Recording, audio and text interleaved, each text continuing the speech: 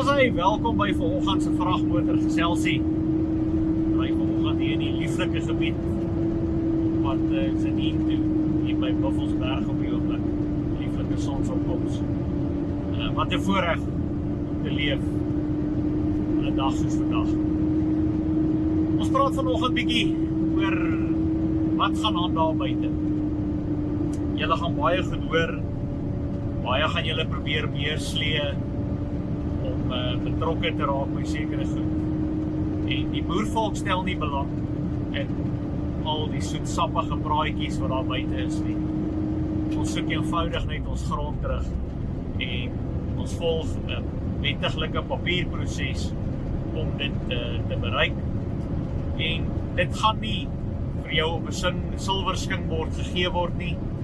Dit gaan nie sonder alweer eens sekerlik bloed, sweet en trane wees nie. Want enigiets wat die moeite werd is, vat iets om dit te bereik.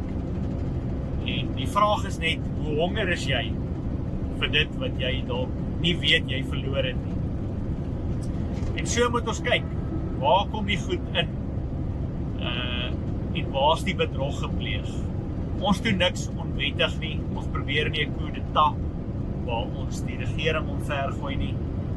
Ons eis eenvoudig net ons grond op en dit moet jy doen deur 'n regmatige proses waar jy bewys wie jy is en dit het ons voorgangers voor ons gedoen deur om 'n papierproses daar te stel waar RSA verbittig is van die bedrog wat daar gepleeg is en ons maak daai naam en hoofletters wat hulle jou strooitjie mannetjie noem, wat nie regtig jy is nie. Daar is geld teen jou naam gaan belê en jy is nou maar net deel van hierdie stelsel. En vir die wat dink dit is 'n gebroke stelsel, dit is nie 'n gebroke stelsel nie. Hierdie stelsel funksioneer presies perfek soos wat hulle hom wil hê.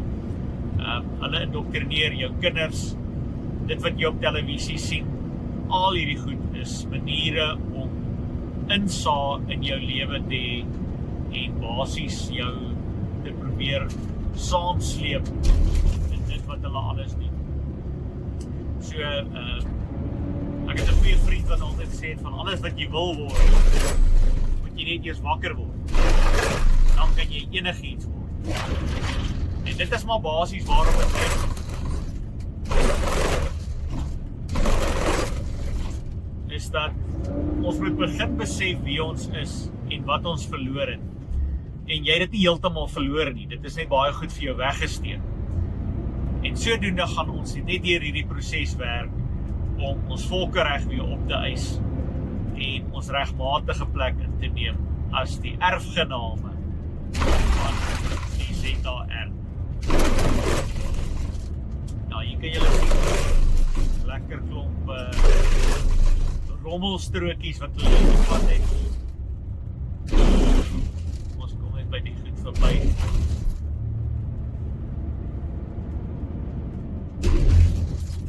Lekker son daar in die oë.